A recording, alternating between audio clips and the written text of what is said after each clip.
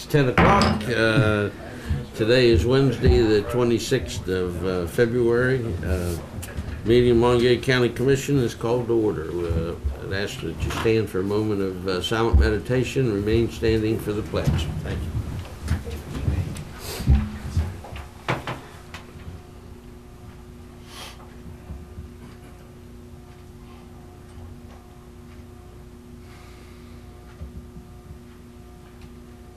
Thank you. Pledge allegiance to the flag of the United States of America and to the republic for which it stands, one nation, under God, indivisible, with liberty and justice for all. Diane, you're first. Okay, for consent approval, we have 14 exonerations, $5,059.80 for tax years 2010, 12, and 13. Fiduciary orders as of February 26th. Minutes of January 15. Vouchers, general fund, $802,221.98. Full severance, $40,700.81. 911 cash, $979.92. Camp monthly, $248.26. Chestnut Ridge Park, $6,324.60. Mason-Dixon Park, $197.98. Law enforcement forfeiture, $1,440. Magistrate Court, $84.99. Home confinement, $11,534.85, for a total of $863,733.39. No bonds and no budget revisions. Do I have a motion? Move for approval. Second. Have a motion and a second. All in favor signify by saying aye. Aye. All opposed? Motion carried. Does that also include the statements of services? List of state itemized. Did you? Yeah, I didn't have those in the folder this morning. Yeah. So that includes, yeah. I just reviewed them, but I move for approval of the itemized statement of services on the estates. Second. I have a motion and a second. All in favor signify by saying aye. Aye. Opposed? Motion carried. Sheriff Kisner. Sir, I'm ready. As always, January the 1st.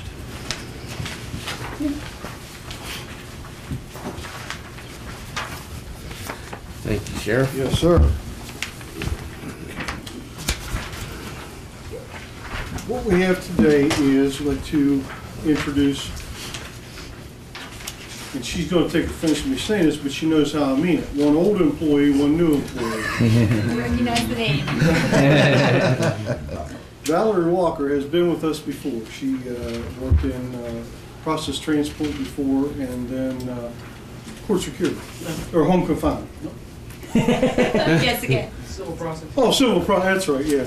She went from part-time to full-time to no time.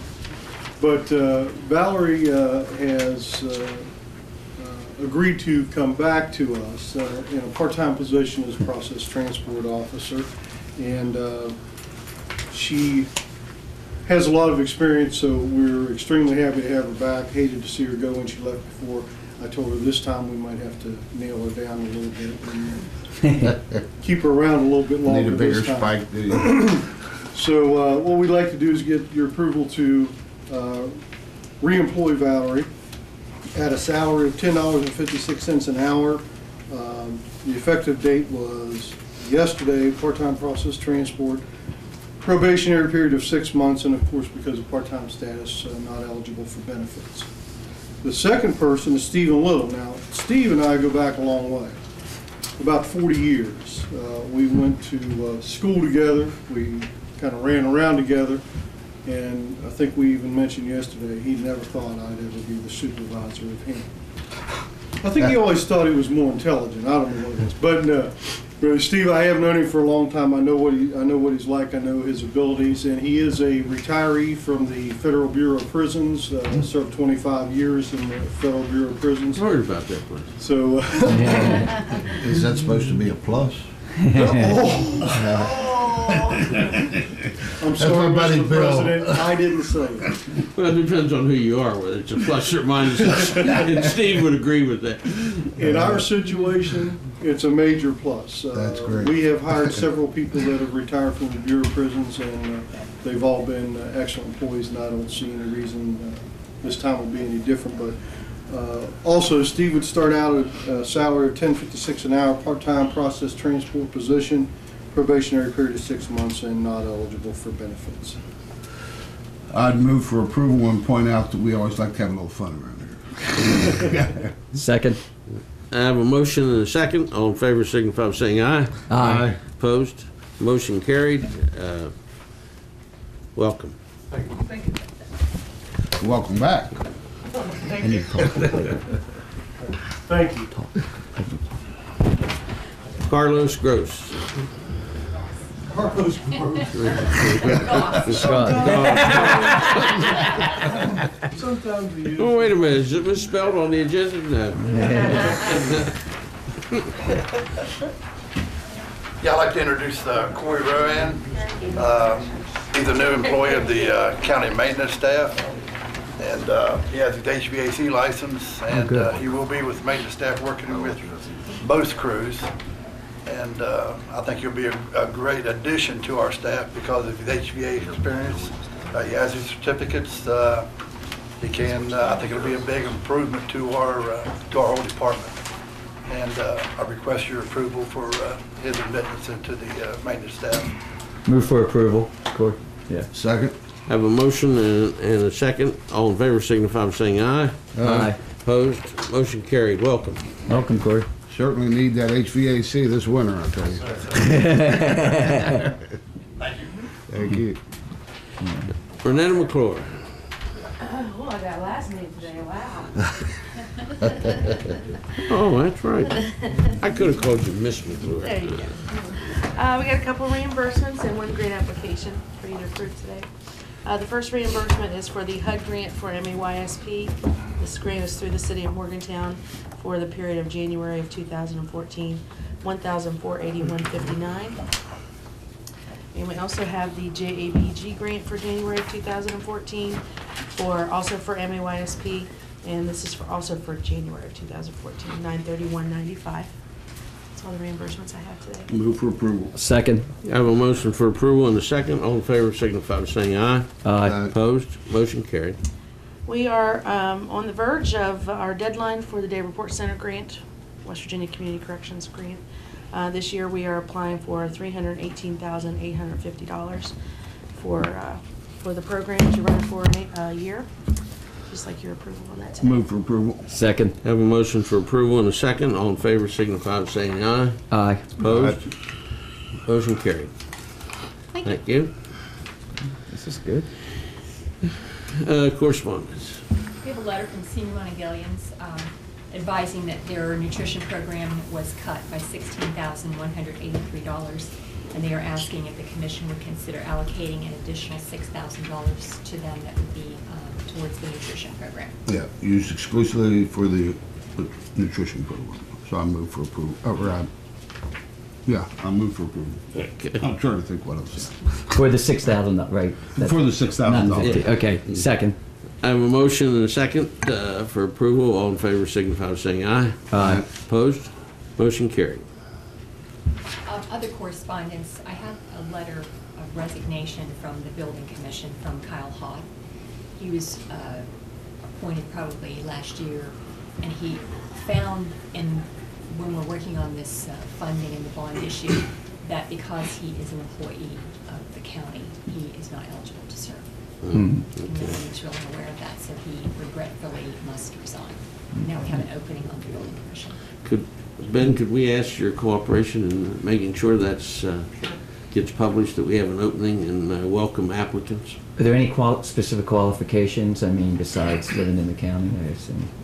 No, you just can't be an employee of the government. Okay.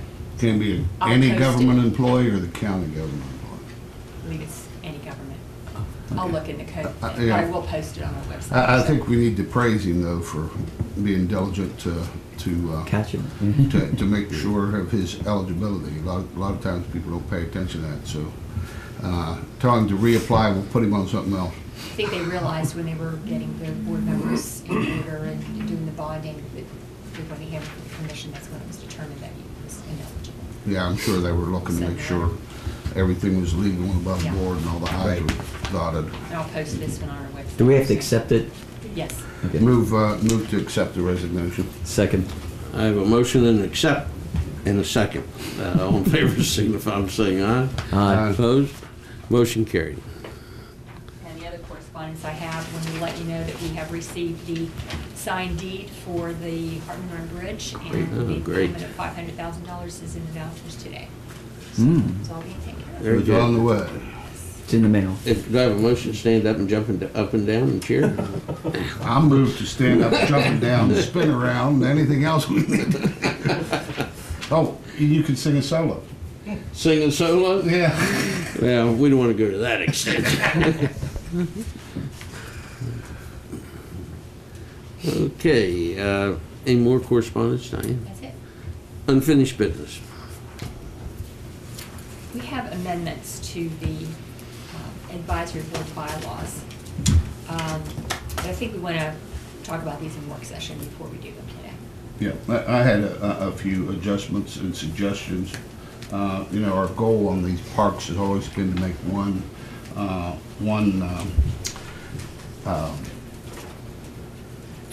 Parks and Recreation group that we're all dedicated, and and I'd just like to have an opportunity to talk about maybe making further adjustments. And these adjustments, and I thought it'd be better, after talking to Diane, thought it'd be better if we did it all at once after I had a chance to discuss it with you in work session. That's fine.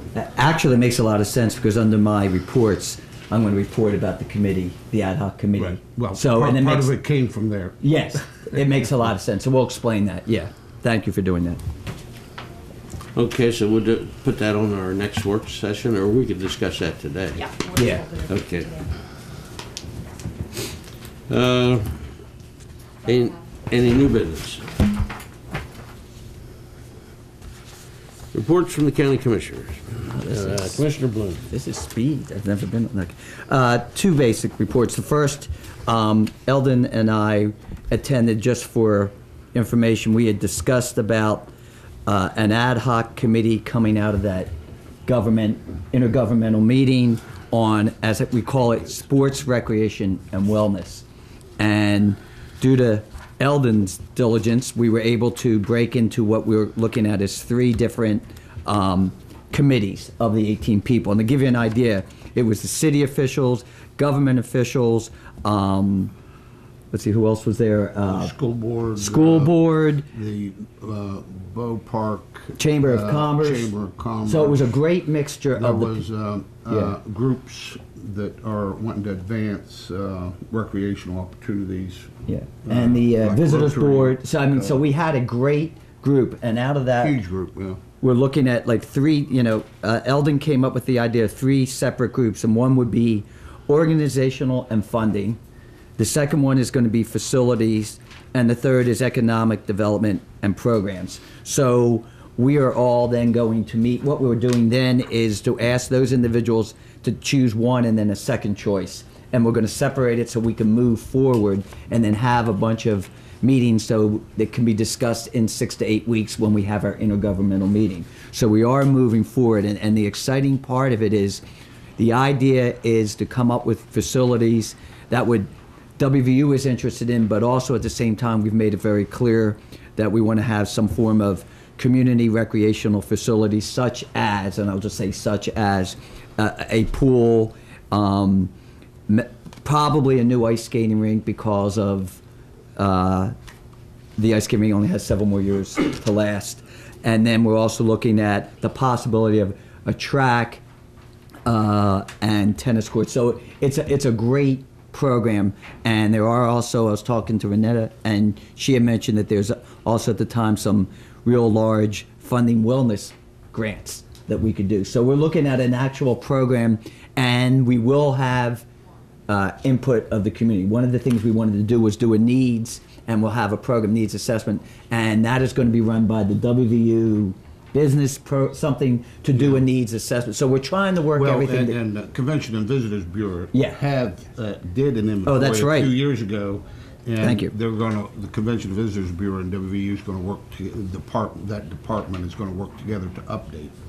So we're not Done. just starting all over again. So it's real exciting. And when someone asked me before, well, do you really think this would come to reality. And I think, Eldon, I think it is. I think it's something that the community wants, and it's really exciting, and all parties right now are on board, and that's what we're going to look at. So that's my first part. The second one, I was just informed, and I was asked, and again, even though counties aren't in charge of the road, but I think we need to make DOH aware, and probably the city of Westover. I guess over by River Road and DuPont Road, it's caving in again. So I don't know if they know about it. So I was just informed by that by actually several deputies, and said, could we at least pass that on to whoever, because it's slipping again, and we're having a problem there. So I don't know if they are aware of it, but we need to look at that. They're very, Just call Randy Weaver anyway. yeah, we're very concerned about that, and they were worried about Larry, it. thank you. Larry Weaver. Okay, Larry Weaver. and that's my report. Commissioner Count. I'll just add on the recreation and parks, and we've been very fortunate in this county in our growth, and I've talked numerous times about the increased population. Well, this commission has also talked a number of times about the importance of quality of life. And improving quality of life, as well as increasing production and progress means more things to do, more cooperative things. We talked extensively about businesses come in and employees come in. The hardest part is that employees will say, well, two things they ask: where are the schools and where are the parks? That's what they want to know. Mm-hmm. They want to know what sort of recreation opportunities and stuff. And we've been kind of behind here, and this commission is working hard to move forward. And now we've got to combine with all the other stakeholders and interest groups.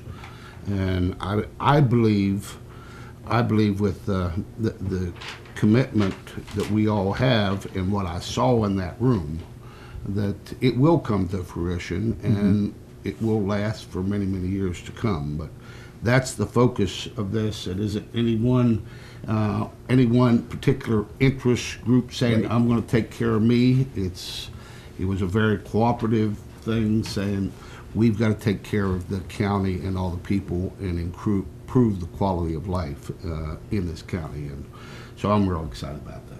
And can I just add on to that? Sure. One of the issues that came out was whether it was a Chamber of Commerce or WVU or even Milan, it was a recruitment technique, because that's, as Eldon said, that's what people were talking about. How are the schools? What is the recreation? So we're looking to expand the recruitment and bring people in and offer these services, not only for new people, but for the people here.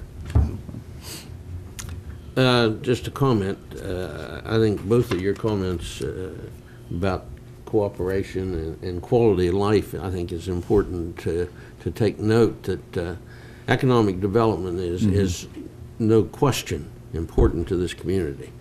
However, one of the things that we sometimes haven't devoted enough attention to is quality of life. And I think that that's one thing that we're trying to put some emphasis on, in terms of, government is here to serve the people. Not any special interest group, not any particular individuals, but to serve the people who live in Mon County. And on that note, I want to confess that the first Empty Bowls that I went to this past weekend, and I can't tell you how much I was impressed.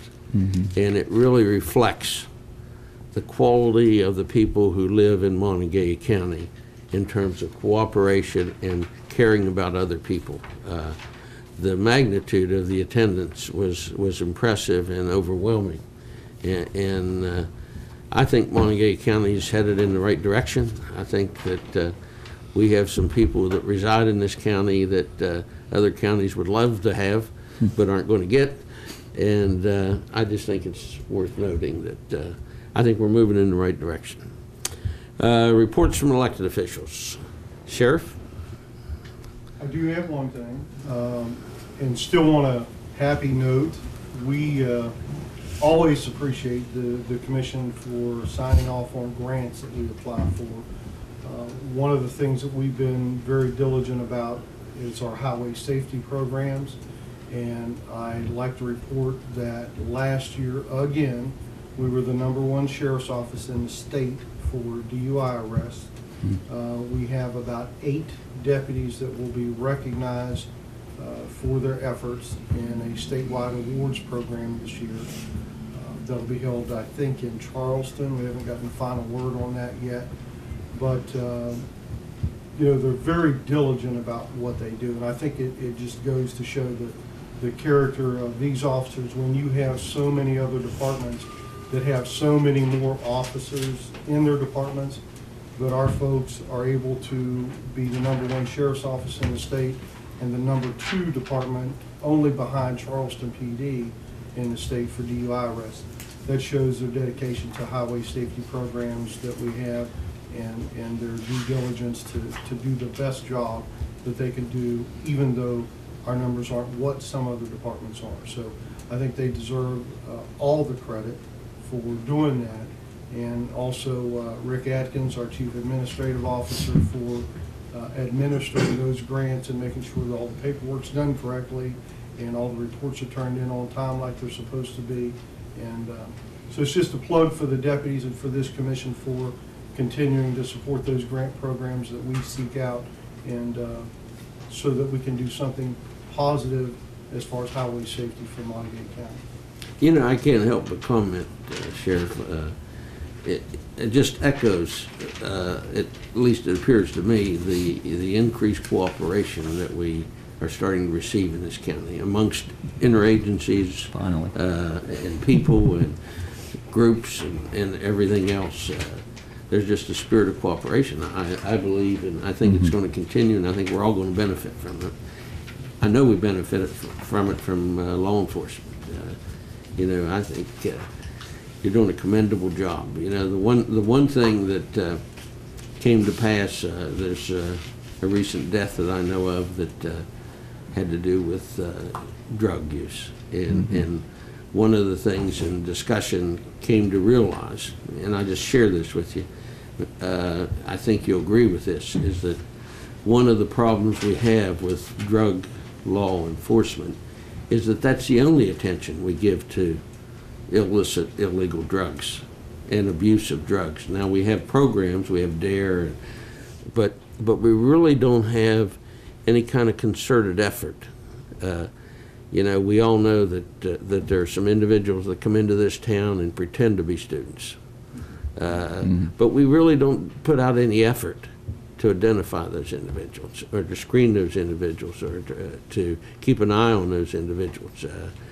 You know, the business owners, you know, sometimes I'm sure that they make observations that you have to question whether or not it actually gets reported to law enforcement about individuals. And when we talk about cooperation and quality of life, you know, I really think we're going to have to move forward and get out of the box on illegal drug use and abuse, and it's costing young people their lives. But I commend you and your department. You know, I think with the resources that you have and the personnel that you have, you're doing a commendable job. And I think I can say for all of us, we're proud of our sheriff's department. Thank you. Mr. Assessor, Mark. Yes, sir. Any comment? Any question?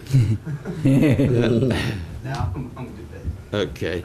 Ron, at Town of Granville. No, sir, I have no. Okay. Chief Palmer. Not today. Chief Palmer. Not today.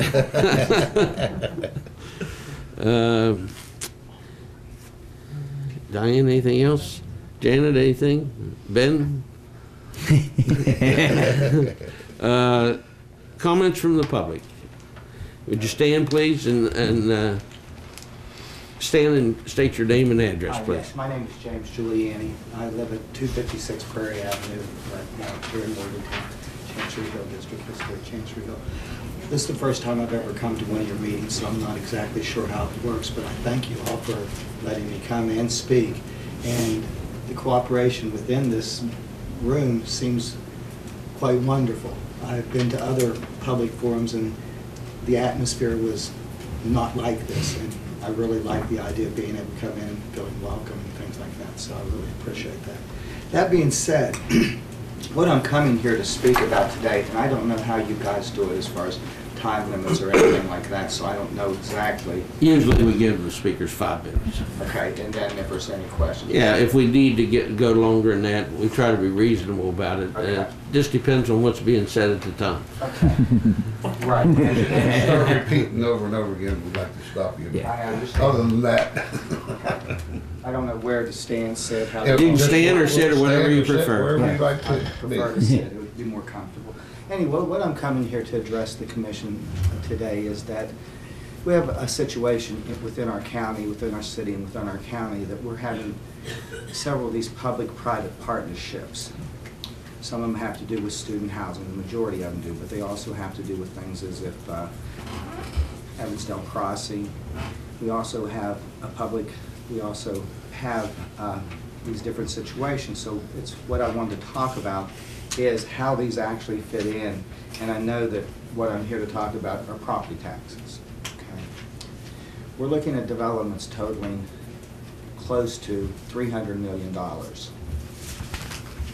And the county, the Board of Education, the city are looking at taxes anywhere from $4.5 million to $5 million that would be collected on these properties. Very important to our community for the future growth and the things that we need, whether it be roads, the quality of life that you all were just speaking of.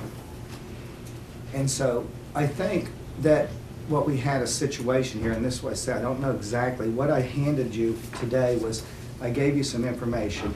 This is college housing. This comes straight from the IRS. This is on revenue decisions. And this basically is what is happening within our community. We had a developer, and there's many articles in the newspapers and things that I can give you and things that talk about how the developers went out and gathered up several acres of property with the intentions of selling the property to WVU, with WVU immediately leasing the property back to the developers. And the developers taking total responsibility for every phase of the development, meaning any zoning issues, meaning any financing, anything that is going to come up, they're responsible for. Okay. For some reason in West Virginia, we have the idea that if something's on a piece of property owned by the state of West Virginia, whether it be West Virginia University or whatever entity it is, that they are somehow totally exempt from paying property taxes. That's very much a misnomer. What we have is, and I've given you also, is that universities have a mission. Their mission is in education, research, et cetera, et cetera.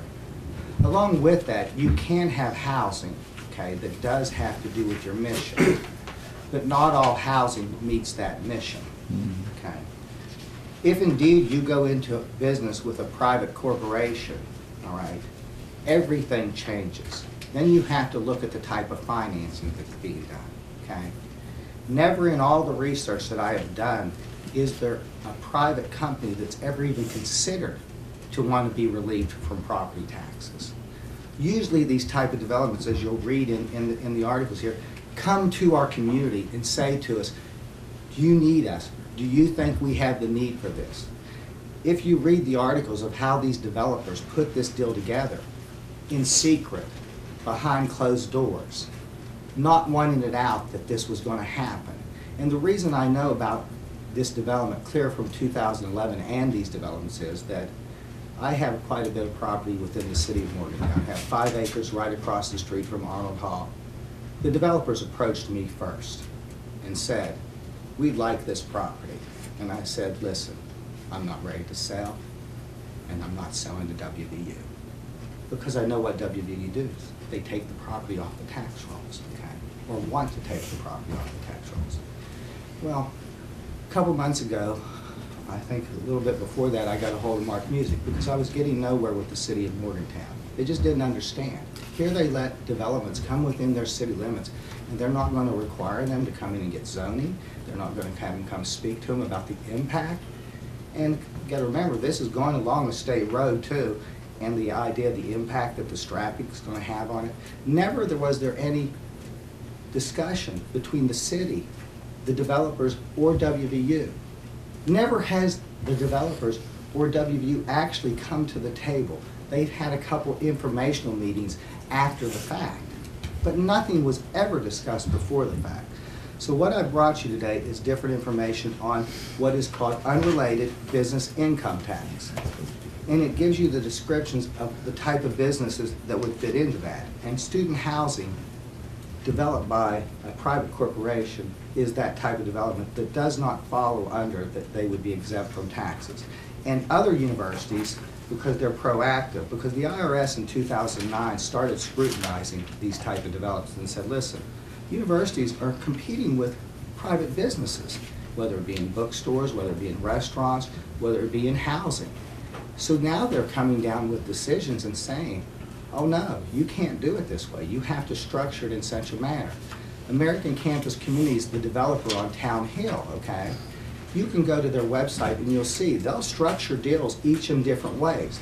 They'll tell you if you want to use tax-exempt bonds, say that WVU wanted to use the West Virginia Foundation as their instrument to conduct the tax-exempt bonds, they could have done that, okay, and developed their, but what that does and what universities don't want to do, it goes against their debt capacity.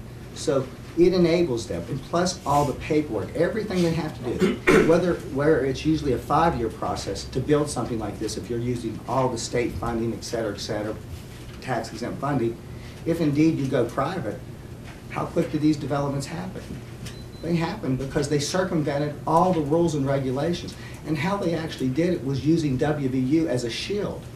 Now the reason that I even have a background on this is the sense that we had a little development called Kane Core. A 19-story building was going to be built on the Greyhound bus land. 19 stories.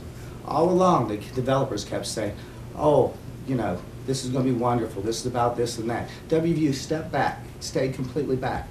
What I investigated and found out at that time was it was an corporation in Alabama, an IRS type scheme that they were doing.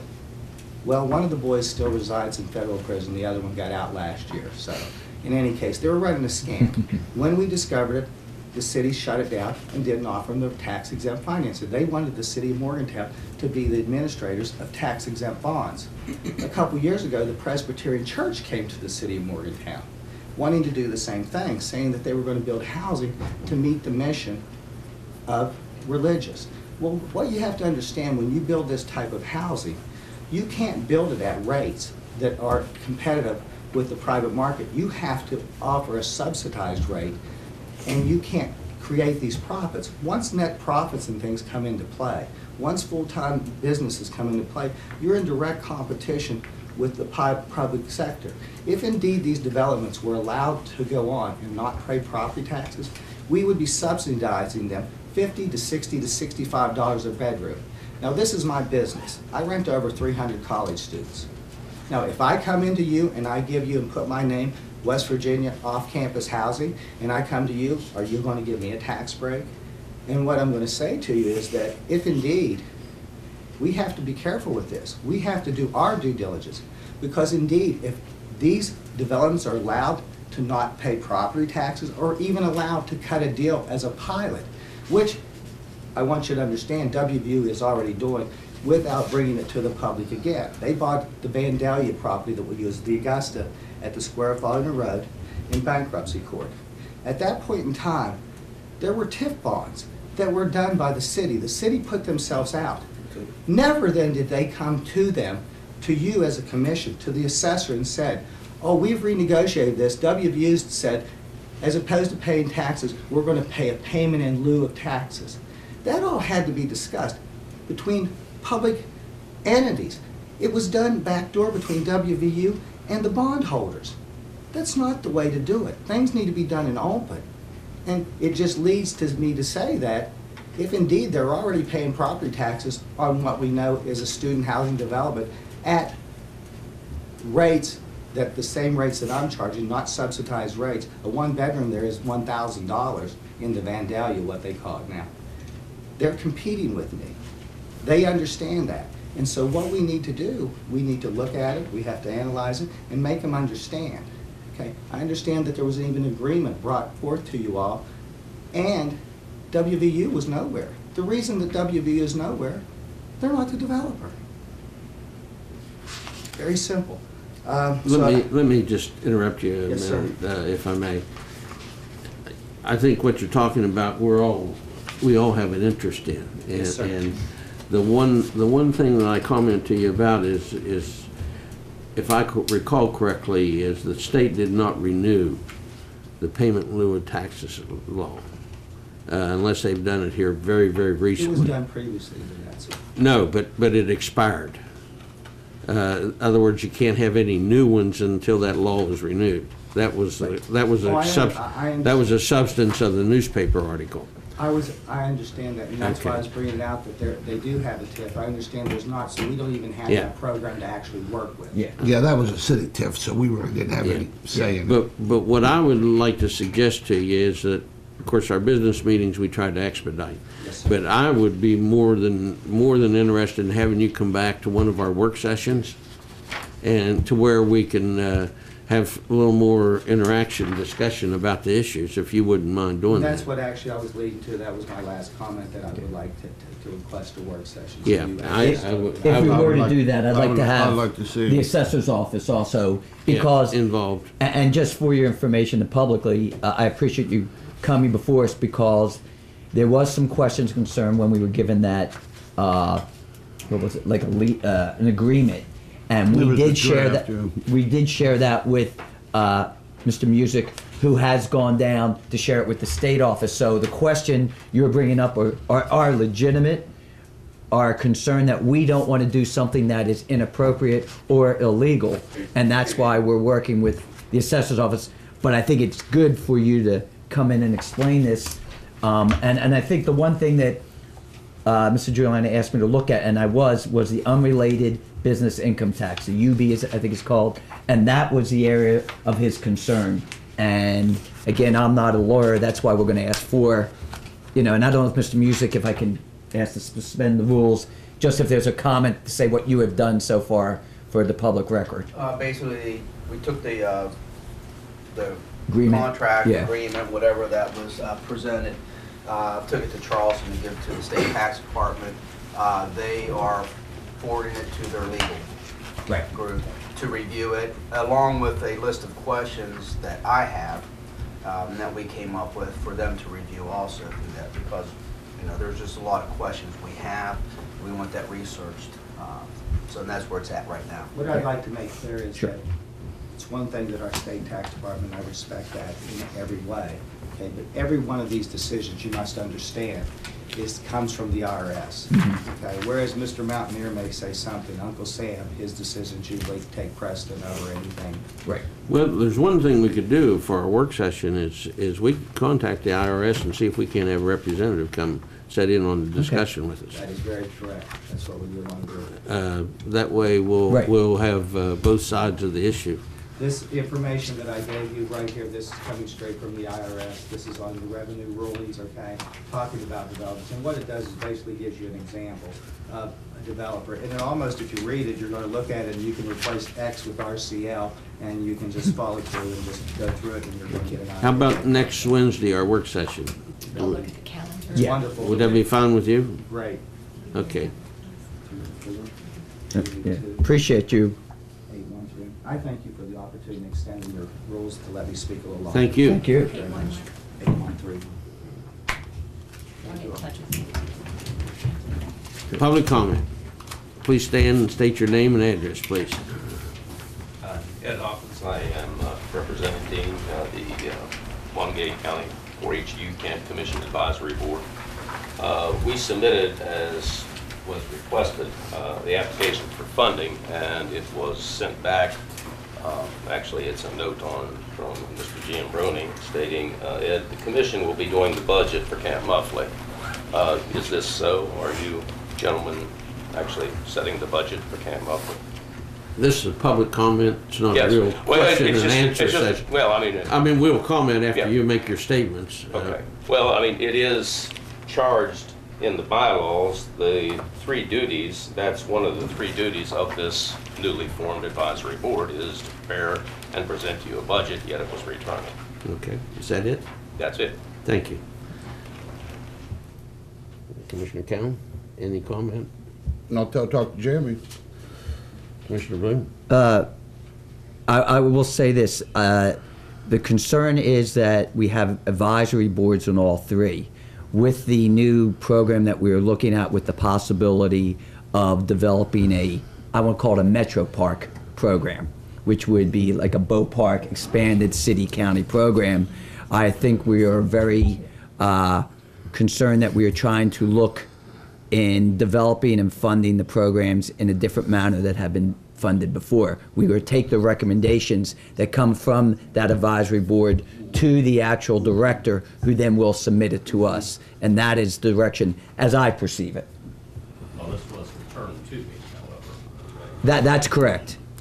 The reason it was returned to you, as I understand it, was because the bylaws really didn't reflect the intention of the commission for Camp Muffley. You wrote the bylaws. For Camp Muffley, will you let me finish, please? Yes. If you'll listen, the bylaws did not reflect the intention of this commission on the role of the advisory committee, which you are very much aware of, that we discussed during your interview, yes, prior to your appointment. We intend on the superintendent managing the camps, not just Camp Muffley, but also managing Mason-Dixon as well as Chestnut Ridge. We are in the process of revising those bylaws. There's an error in those bylaws. It does not carry out the intent of this commission on the reorganization of the parks. And that's the problem. I don't think any of us saw it as a major issue to send back the budget request and channel it through the superintendent of the park. Right, which was and I know that that's an adjustment for some people on that committee because they're not used to that. But it is a change, and it is a different direction for the parks, particularly Camp Muffley. And that's what's going on with that. Mm-hmm. Well, all I'm doing is abiding by, these are your bylaws that you Yeah, sent. yeah, and I just told you that they aren't correct. It would have been very easy for you to come in and talk to us about it. I mean, I don't. That's what I did. Well, no, I think you're intending the confrontation, and it's not necessary. No. But since you're here, I want to ask you something. There's an account that you sent a letter of $31,189.18 that you've been supplied this letter to. These are funds that needs to be transferred. Have you received that letter? I have received the letter, yes. Okay, you're going to sign it and get it to us? I will engage another letter to you, so. You're not going to give us our money back? Is that what you're saying? I didn't say that, sir. Well, that's what it sounds like. No. Well, sir, you promised me one thing when we appointed you to that board. You promised me that you could adjust yourself to the understanding that this park belongs to the people of this county. Let me finish. To the people of this county, and it would no longer be your park, and you wouldn't be creating a turmoil that you could work under those circumstances. I will refer you to the letter of September 11th. Thank you. Sir, if you can't work within the confines of what you said in here and promised, I would urge you to resign. Thank you. You want to sign this letter now? I guess he doesn't want to give the taxpayer their money back. He wants to hold on to it. Did you want to, for clarification, did you want to read the letter so people understand? I think it's, if that's okay, I think it's important. I think it's important too, because there's some confusion. I don't, Yes. there's no reason why he couldn't come in and discuss these things with us. Right, and we're in He agreement. wants to make a confrontation because he's running for office. There was an account, I'll explain first. There was an account that was held by the small board that they used for operations. And that money is still in the bank account. We have since opened a separate checking account Right. for the operation of all three camps so that we can receipt and expend from that account. We know exactly what we're spending and how the camps are operated. So in an attempt, we've been waiting for all the checks to clear so we can close this account. This is to the United Bank regarding the bank account for Mon County 4-H. This is to Mr. Shear, who's at the bank. As you're aware, there has been a reorganization of the 4-H Youth Camp Commission. A new board was appointed and the existing bylaws were revised. At this time, we are requesting the remaining balance of $31,189.19 to be released in the form of a check made payable to the County Commission. It will be deposited in a special account set up for the operation of Camp Monthly.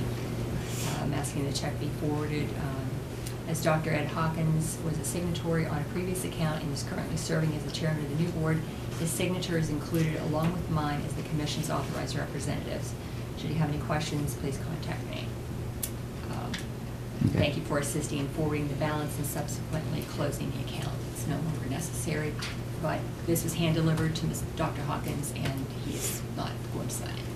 And the clarification just be is that we're trying to uniform the parks. We need this funds put in our program, and for some reason right now, he is refusing to. Well, it's very typical of why we need to reorganize the parks.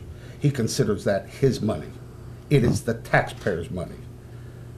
That is why we had to reorganize. They locked that thing up, and their buddies and their friends would go there and use it, but the general public was never allowed to use it.